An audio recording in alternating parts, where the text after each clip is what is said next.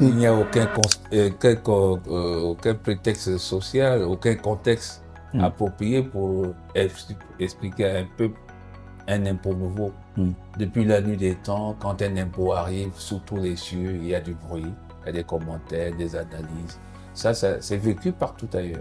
Donc, on a une taxe, elle est forfaitaire, c'est-à-dire que le gouvernement, le chef de l'État, en premier, prend le soin de ne pas la soumettre à des calculs savants Mm. et techniques qui permettraient d'avoir des prix très élevés. Elle est forfaitaire.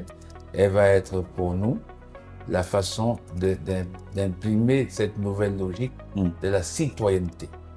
Quand on vit en ville, M. Chiminda, il y a des exigences. Et l'une des exigences, c'est de vivre dans la propreté. Mm. Une des exigences, c'est de vivre avec la lumière, le courant, les routes praticables. C'est d'avoir un enfant qui part de chez soi pour son école qui se trouve à 800 mètres ou 1,5 km Mm. sans qu'il soit nécessaire de prendre des taxis. C'est pourquoi on fait l'impôt.